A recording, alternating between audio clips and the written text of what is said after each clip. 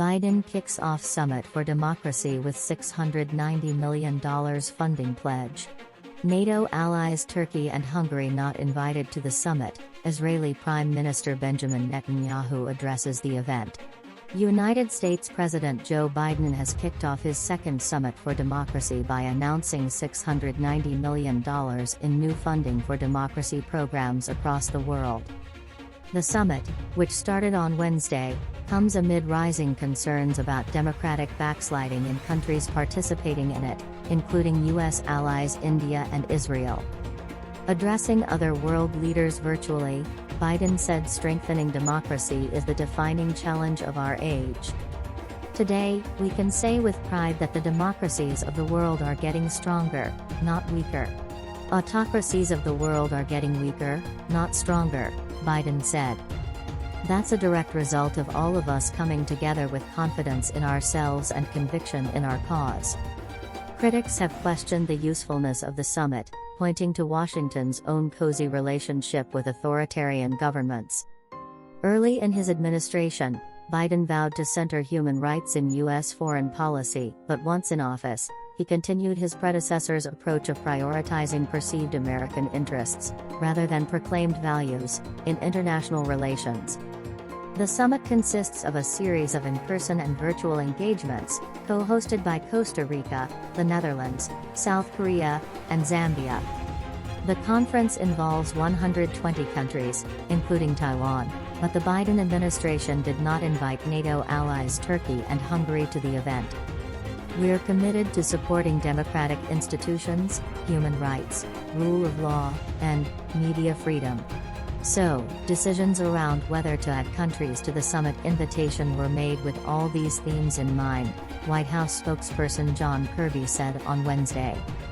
Israeli Prime Minister Benjamin Netanyahu addressed the summit earlier in the day, despite recent U.S. criticism about his plan to overhaul Israel's judiciary, a move that critics say would weaken democratic rule in the country. Moreover, major human rights organizations, including Amnesty International, have accused Israel of imposing a system of apartheid on Palestinians, millions of whom live in occupied territories under Israeli government control without basic civil rights. Netanyahu said at the summit's opening session that Israel remained a robust democracy in the midst of a very intensive public debate. India's Prime Minister Narendra Modi also addressed the event less than a week after leading opposition figure Rahul Gandhi was expelled from the country's parliament. Gandhi was stripped of his parliamentary seat on Friday, a day after he was convicted of defamation in Modi's home state of Gujarat for a 2019 campaign trail remark seen as an insult to the Prime Minister.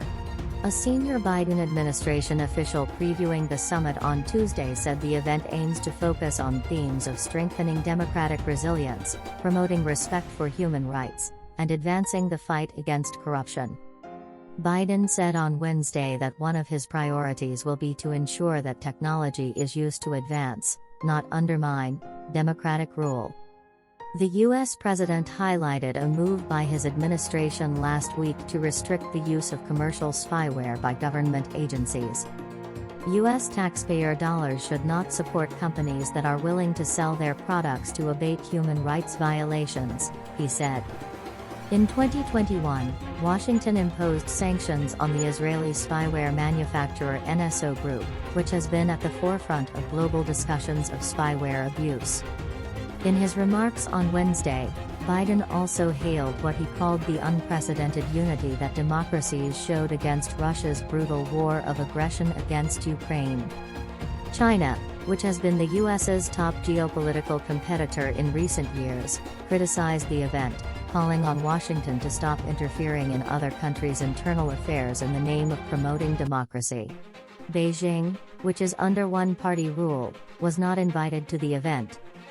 Despite the many problems at home, the U.S. is hosting another Summit for Democracy in the name of promoting democracy, an event that blatantly draws an ideological line between countries and creates division in the world, Chinese Foreign Ministry spokesperson Mao Ning told reporters on Tuesday.